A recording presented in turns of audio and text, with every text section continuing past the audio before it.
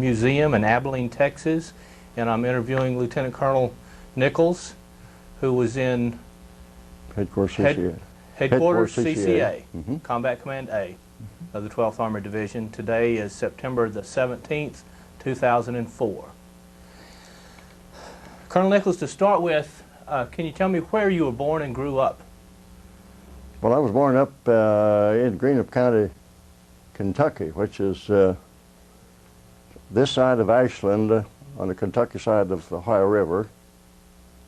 Our grandparents all came in after the Revolutionary War and bought off property there from Colonel Worthington they had served with, and various members of the family bought off parcels, and including old Daniel Boone all came in with the family, and he had restless feet and went on. While the other great uncles gravitated on down to Dallas. We've been in touch with those, and it's a little place about 120 miles up the river from Covington, where I currently live. I was raised on a farm, and I was about 2 years old when the dad took a job on the C&O Railroad, and we moved to town. And of course my schooling and everything else was in around there. When were you born? I was born October the 1st in 1918. Can you tell me a little about what it was like growing up in your town? Well, this like I say, this was a small town where the Colonel Worthington had been given a tremendous grant of property along the Ohio River, below Ironton, Ohio, and east of Portsmouth. This was land that the Indians crossed the river from Ohio and camped into Kentucky, which was the bloody hunting ground of Kentucky. And when we used to plow up and just dig around in the fields, Indian arrowheads all over the place, because this was their campsite, and they moved from there down into the hills where the animals were. And I always had a diversion for the Army. Like many young people, I guess, I marched around with a broom on my shoulder, hat to, and all that stuff. I thought then I went to school there. Our town where I went to school was named Chinville because the family, the Chins, had come in during the Revolutionary War with the Nichols. And they built a beautiful big racetrack there in our town. So they changed the name of the town to Raceland. That was just 7 miles this side of Ashland, but somebody says, where you're from? If I know where Ashland is, Ashland, Kentucky. And if you know where that is, why, the C&O Railroad shops for building and repair cars were all there, so there was a lot of people. That's the reason why. My dad was C&O Railroad man. He worked there, and so I went to school and grew up there. How big a town is Raceville when you were growing up? Raceland.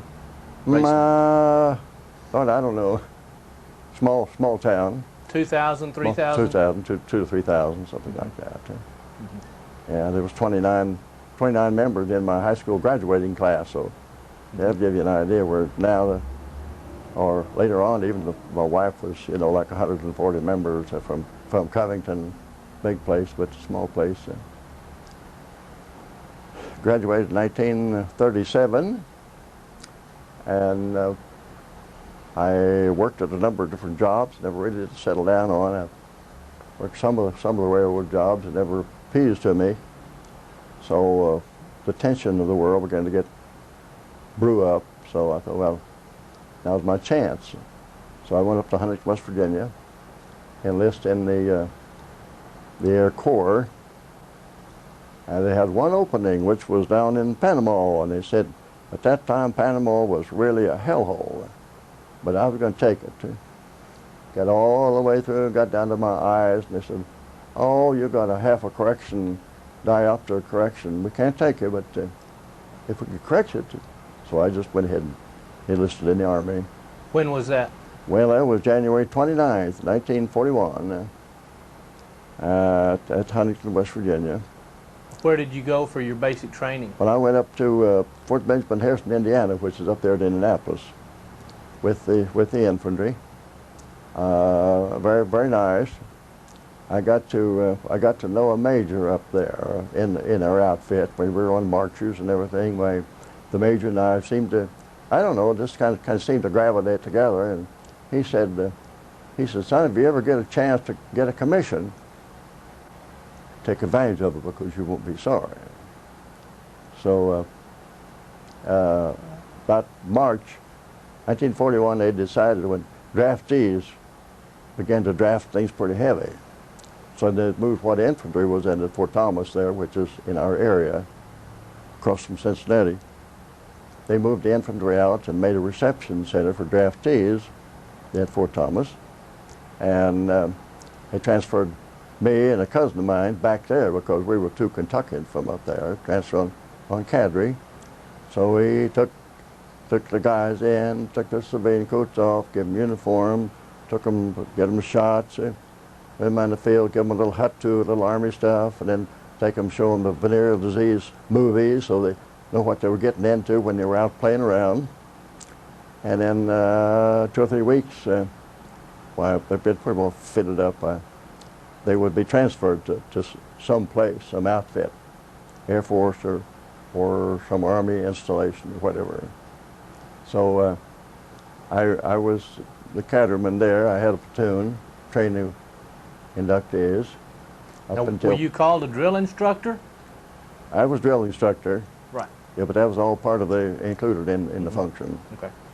And then until June the 29th, and I met my wife. We were out there, some of the gals and the soldiers.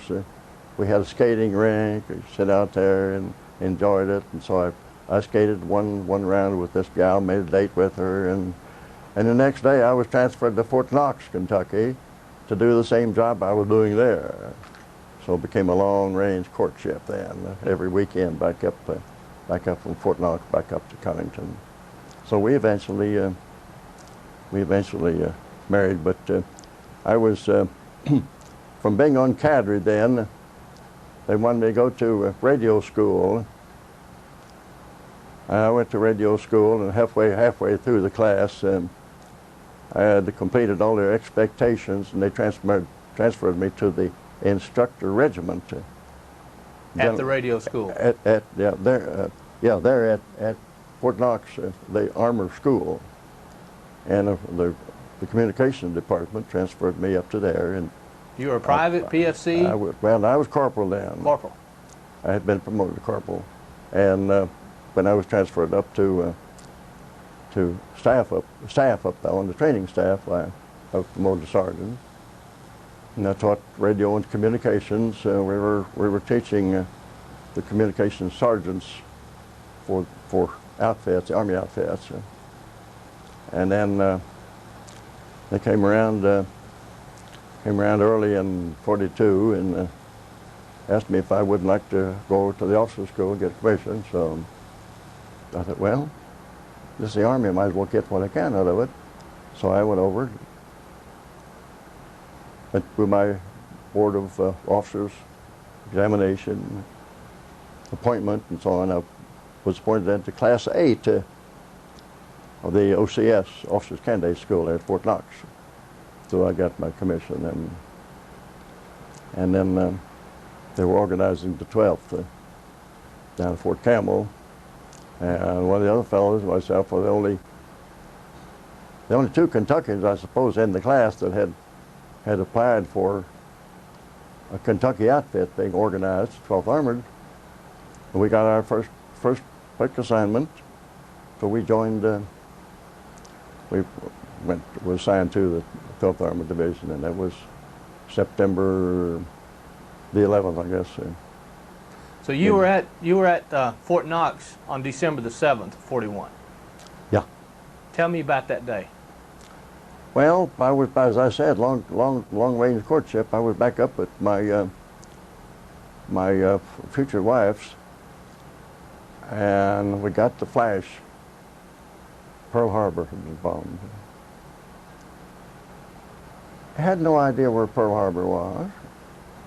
I'd been a good geography student in school, But I didn't know, nobody knew where Pearl Harbor was. So we began to look into the maps and scrounging around, and they asked that everybody was in the service return as soon as they could to their home base. This was on the radio or This what? was on the radio. Okay. So then I called the fella. We had a number of from the Cincinnati area that was from Fort Knox come up there on the weekends. And the fellow that had the big four-door Buick, he said, from the name of Red Lutz, he said, I don't like to drive. He said, if you drive for me, you can ride free. He was charging 50 cents the other boys. 50 cents, you know, was, in those days was a lot of money. And so I continued to drive that way until finished up till I went on and got my commission. But that was a monumental day. And one other item at monumental days, we gave you an Abilene paper with the big headquarters said, invasion, June 6th. I don't know where that is. Maybe down the basement, waiting to be displayed or someplace. But it's the Abilene paper that had the great big banner on it, invasion, June the 6th. So, then After Pearl Harbor, did the pace in the Army accelerate quite a bit, or was it already moving ahead pretty no, quickly? it was moving ahead pretty good. Moving ahead pretty good then. So Pearl Harbor didn't Yeah. really change things too much I don't at Fort think Knox? it didn't really change things too much. It kind of obviously accelerated things a little bit, but things were moving along pretty good. And then when I was assigned to the 12th, of course, then being a commissioned officer, they'd have to take turns to meet the trains, bringing in civilians, we're all in civilian clothes then. I told you about the little case about somebody getting pretty raw and blasting around, and settle them down that I was in charge, and it worked. But And you were a second lieutenant at that time? I was second lieutenant, yeah. And then I had been assigned as communications officer for the 44th Tank Battalion. And as we got along in the organization, we had lost our regimental communication. The 44th Armored Regiment, we lost our communications officer, and they moved me up to regimental communications. And then one of the fellows from Maurice Schwartz from New York took over the battalion. And shortly they pulled that battalion and sent it to the island to fight the Japs. So I just missed that. Just missed getting to fight the Japs. Mm-hmm. So then we went on maneuvers, and after maneuvers broke up, they redesigned, streamlined the Armored Division, so you'd have battalions that could be attached to accomplish the mission you'd been assigned, whether tank heavy or infantry heavy and so on. When they redesigned the division, what was your job at that time? Well, I was still regimental communications officer, and then they moved me to combat command. As a communications officer? Yeah, when you they moved me to combat command A as the assistant communications officer. And then during combat, the communications officer was evacuated, and then I was the communications officer. But can you tell us about the Louisiana maneuvers? Or sorry, the Tennessee maneuvers? Oh, Tennessee maneuvers, Mm-hmm. yeah. But the 82nd Airborne made their first practice jump with us down there in those craggy hills and the rocks and things. I felt sorry for them because coming down on the parachutes and on these big old rocks and things and crevices and cracks. And since then, I had a number of 82nd friends. Most of them have passed on, as have a lot of them from World War II. Was that a pretty busy time? It was a busy time, yeah. And then in the meantime, I had gotten my wife. We got married from Fort Campbell, and my wife came down, found us out in the bush on maneuvers. She had one of the other ladies, which was a wife from the 82nd Recon, came down, found us, and we spent the night with them, and then back onto maneuvers. She came on to Abilene, found us an apartment, got it all set up. So when the maneuvers were over, we moved in, got off the trains, and we had a place to stay up here on 142 Ross Avenue. We lived there for about a year while we were in the bush here training. And after that, we... Can you tell about the movement from Tennessee to Texas? The movement of the division. I can't recall much of that. That's a vague part of history. Some of it's been erased because this past April I had a small stroke. Hopefully I'm recovered. But I've driven all this way to Houston and San Antonio and up to Abilene and some business with friends and heading back. I think things are... What was your impression of Abilene and Count Barkley when you first arrived? There wasn't very much, and there wasn't much here, and there wasn't much here. But they had, they did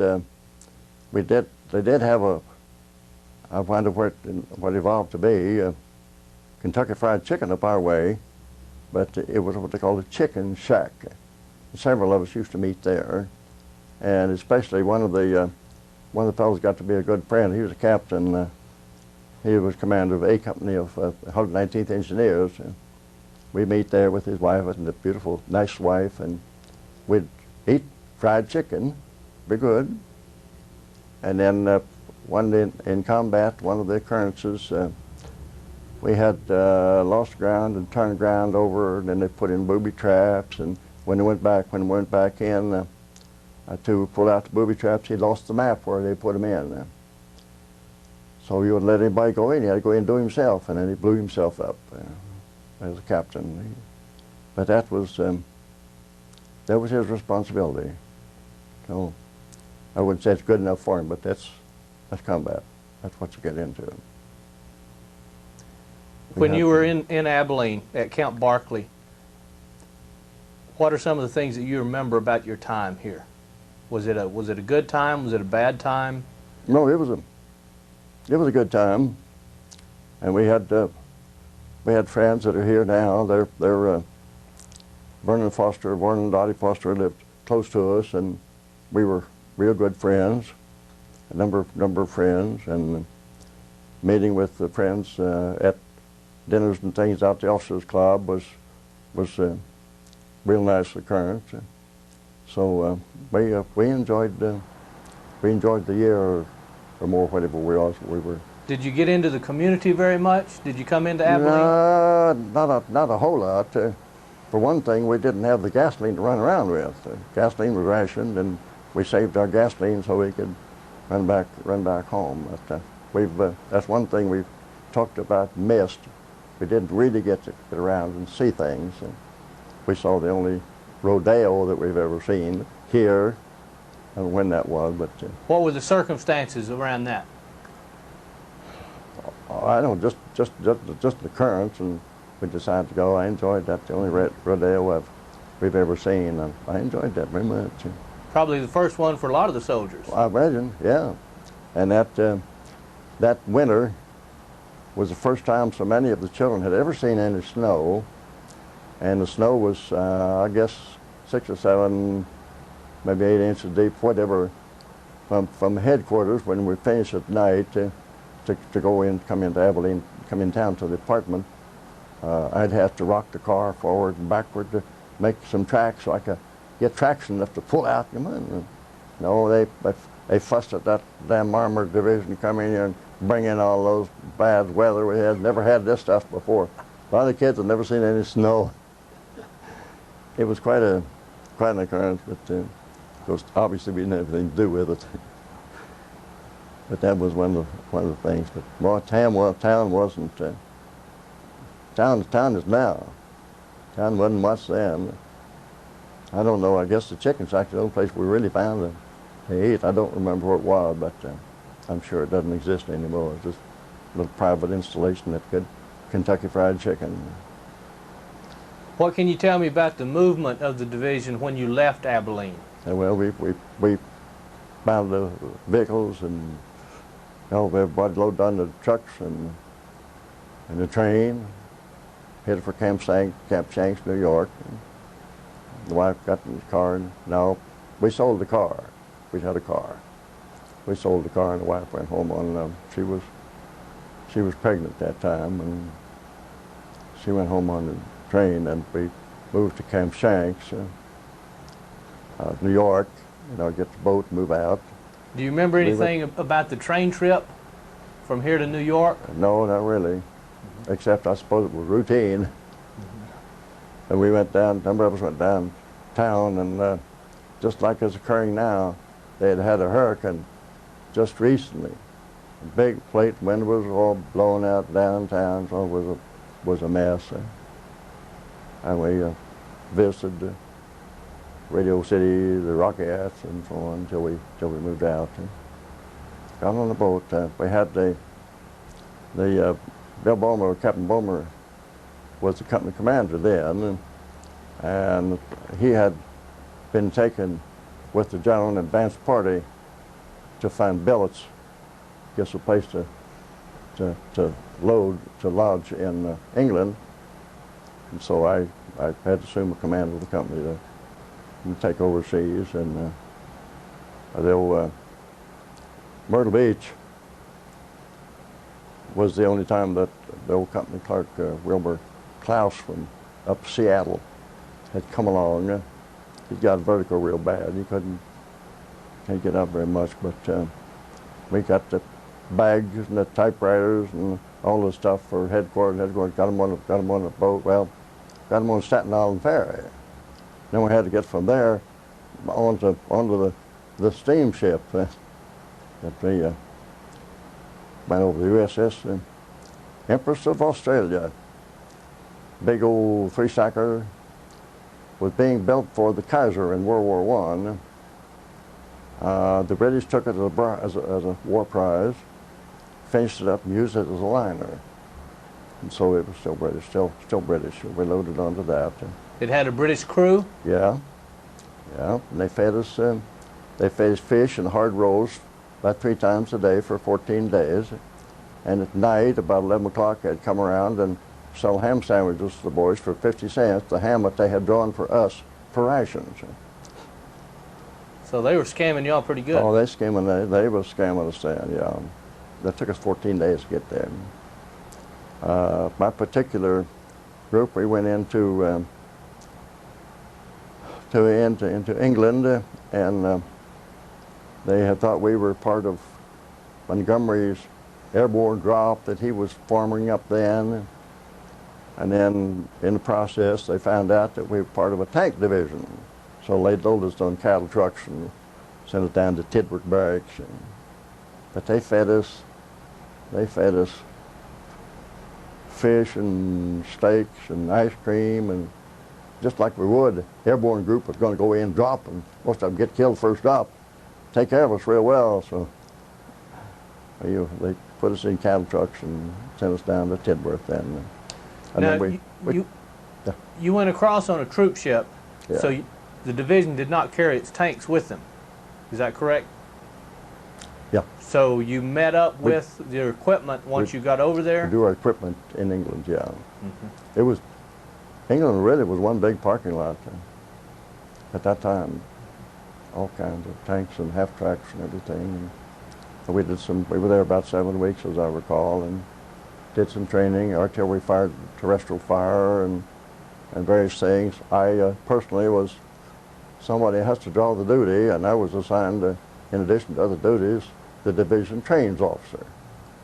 So that if anybody, when they made any trips or any place, they'd have to go on the train, and they'd get their transportation through me and the little gal that was there at the train station.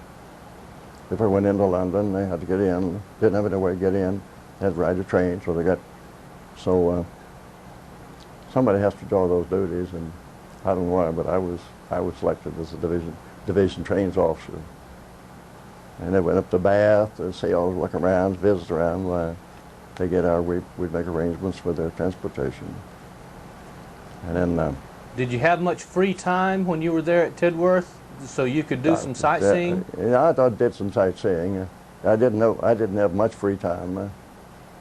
because I had my other communications preparations jobs to take care of it. But I got into London a couple times, and I would go one time down on Trafalgar Square, and I shouldn't mention this, you can erase this, but this, she must have been, I guess 75,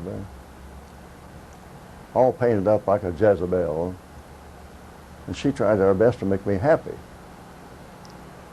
I turned her down. You can erase that part of it.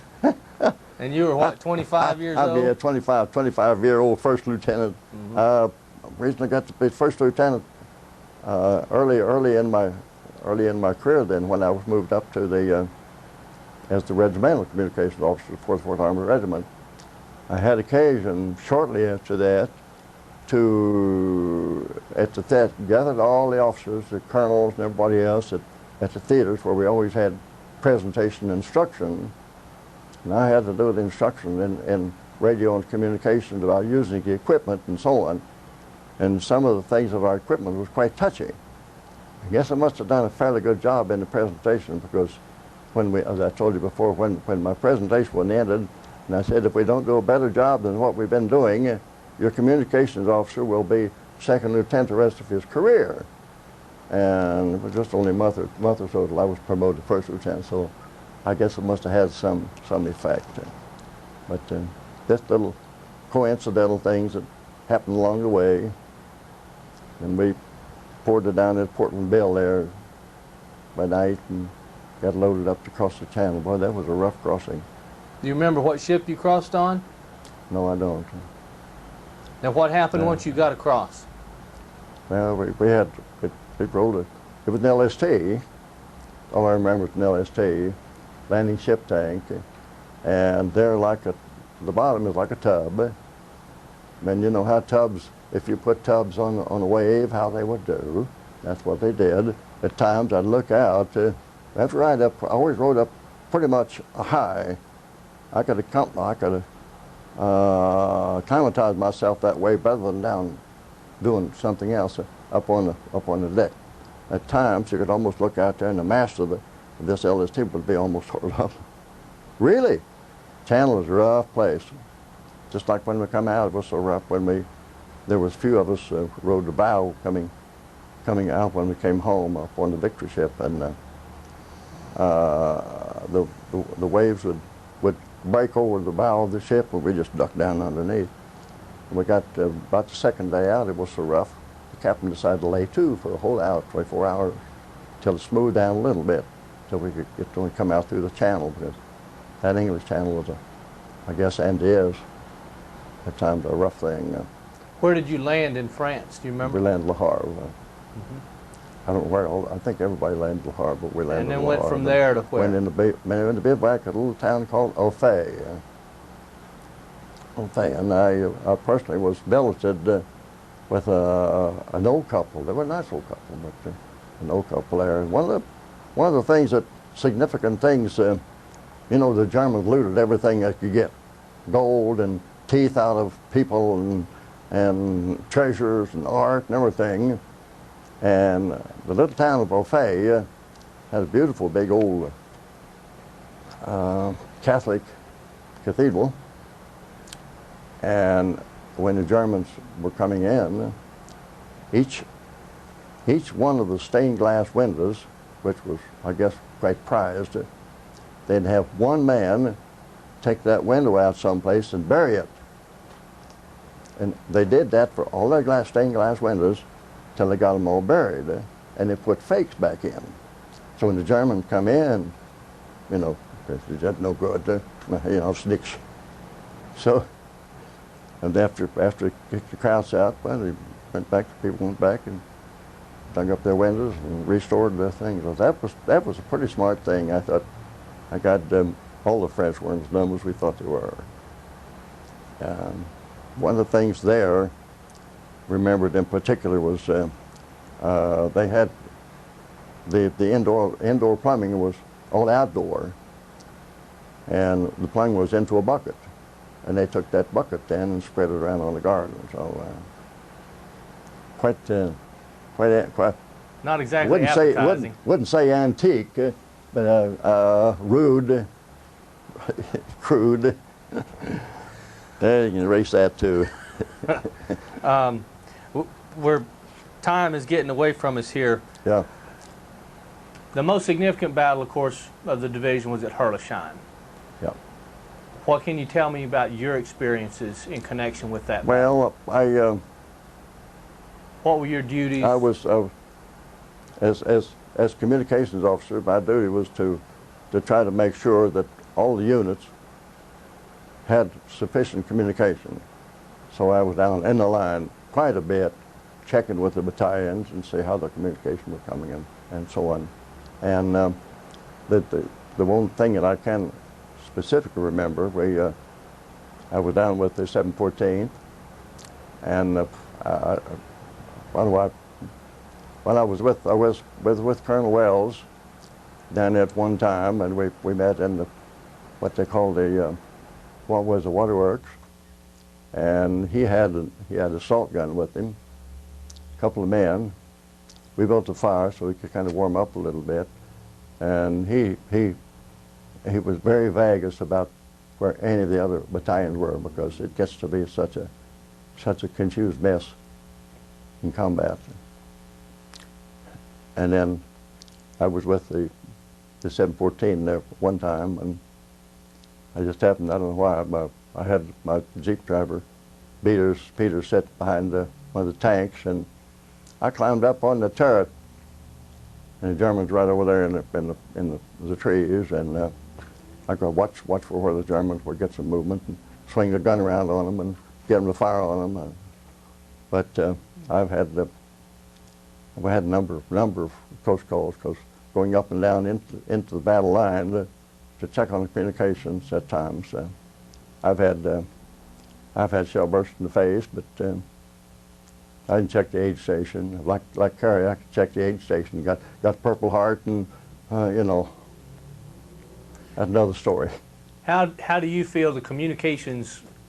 How effective were communications during the Herlisheim? I think they were effective, because we had fairly good communications. And then after the war, we had one of the fellows from the War Department came down, and General Ellison and I were interviewed, and the War Department was looking for some way to break down, oh hell, the communication don't work, we got to have this, we got to have that, and I laid it out plain. Our communications, although it was push button stuff, was kind of crude, but it was adequate for the time.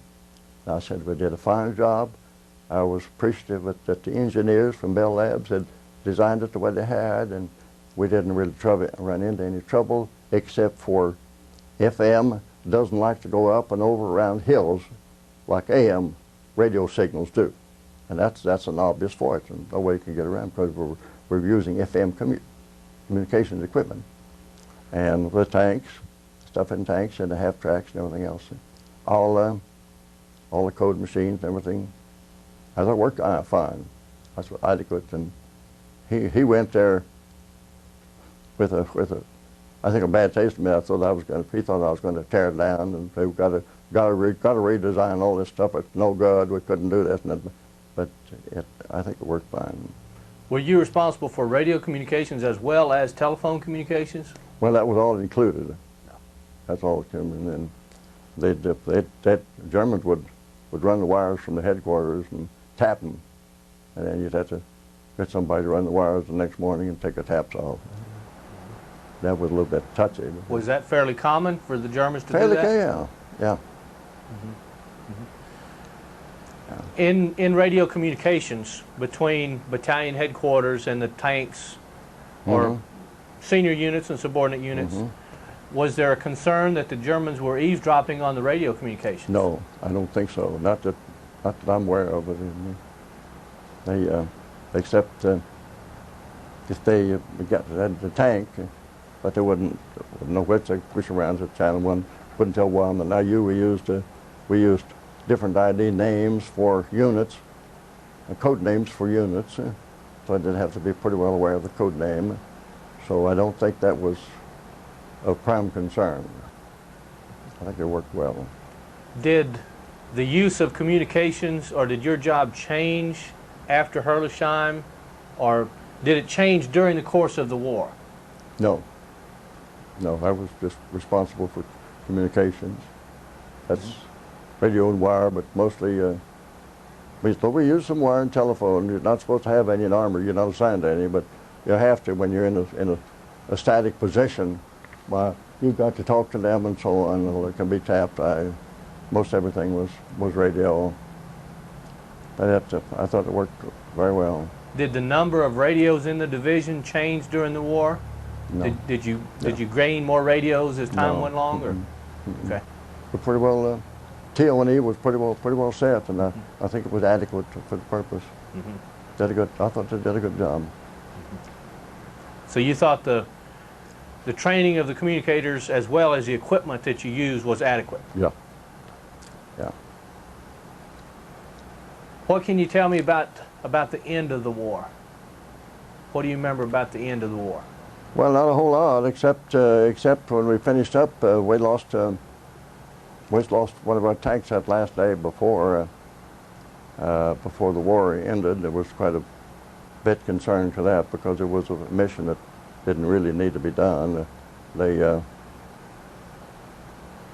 a group of SS, and they wanted to go down and give them a chance to give up. They said they were ready to give up, and of course when this lone tank went down to accept the surrender, naturally they blew it up, killed some of them.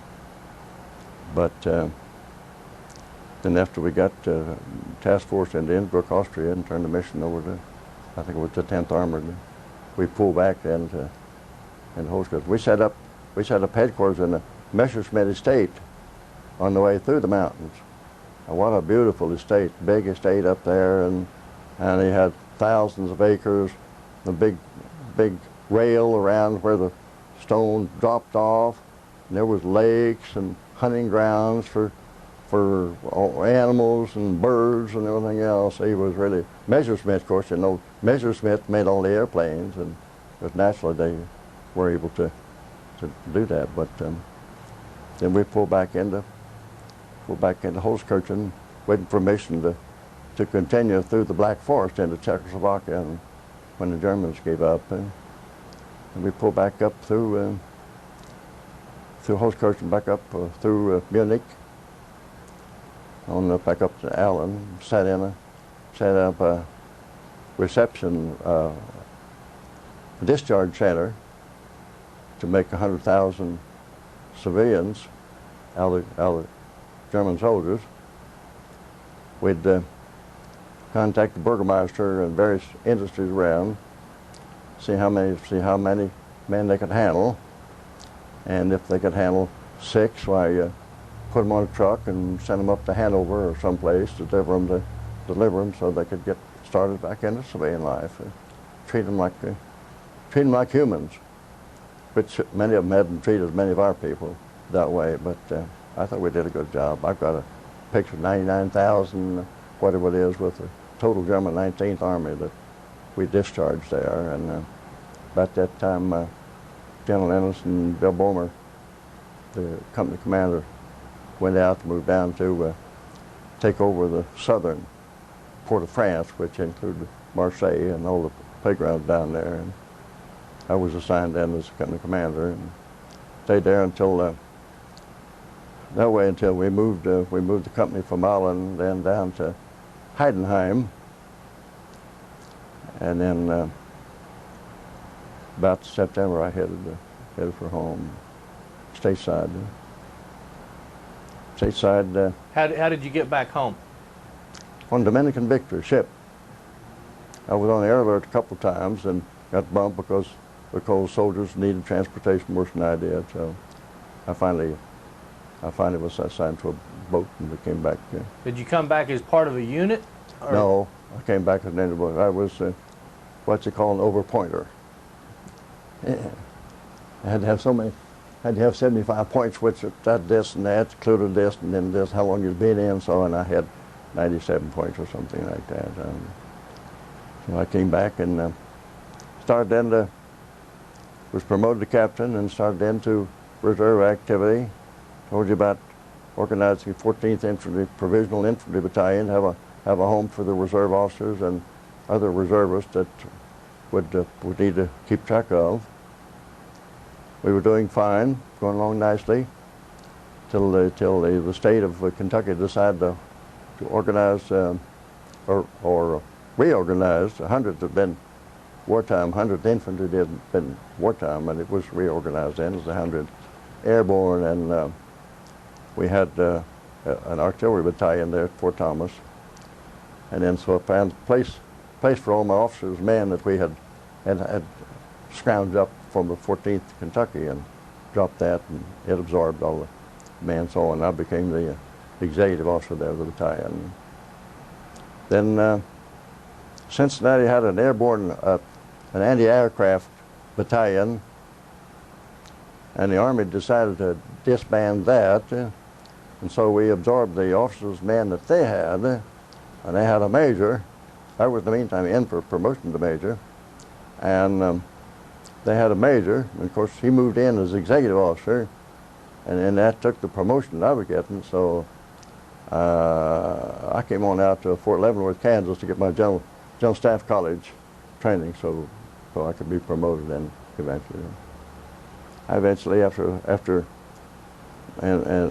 I came back then, after I had my General Staff College, and went with the U.S. Army School there at Fort Thomas and taught General Staff College until I retired in September of 1970.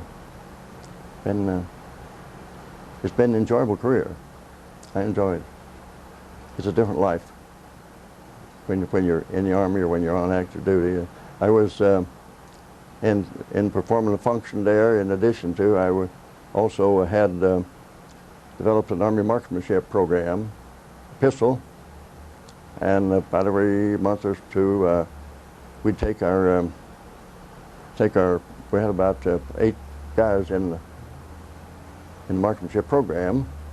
I was the head of that, and then we'd take them all down to Fort Knox for corps matches, and then those that fired real good did for themselves. They'd bit picked to go up to the lake for the Army matches that they had up there. So it's I've been lots of my years have been like 120 days on active duty during the time, even though it was a reserve. Plus my work there, my instructional, General Staff College work. And now we're doing nothing but running around over the country. Tell me someplace we haven't been. When you think back to your time with the 12th Armored Division in 43, 44, 45, what's the most significant thing that comes to your mind?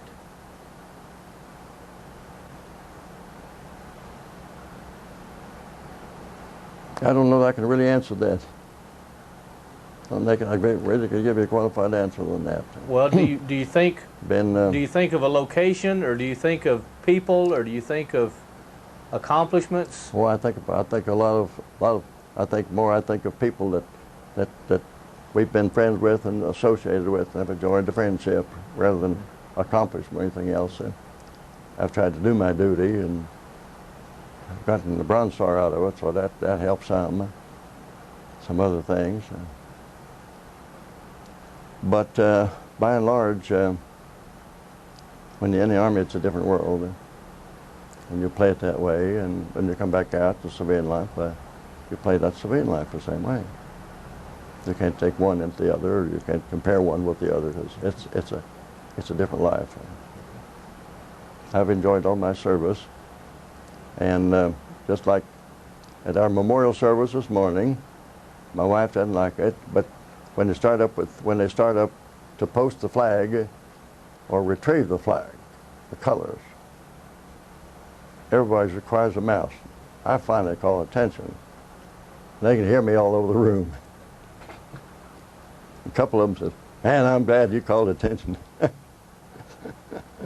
Well, that was, I guess, goes way back, because when I was a sergeant instructor back in the radio school, and the group of us was standing around. I think I told you before, sitting around. When the officer approached, I usually coming through your group, somebody should call attention, and he would get up, and nobody else was going to do it. So I give a good loud hope, "It's hot," and everybody snapped to a good and so, and this First Lieutenant King, which was the officer in charge of the OIC, stopped and commended me on my voice of command, and went on down. And after I got commissioned, was communications officer for 12th Armored Division. That's what I went down to pay my respects to the division signal officer.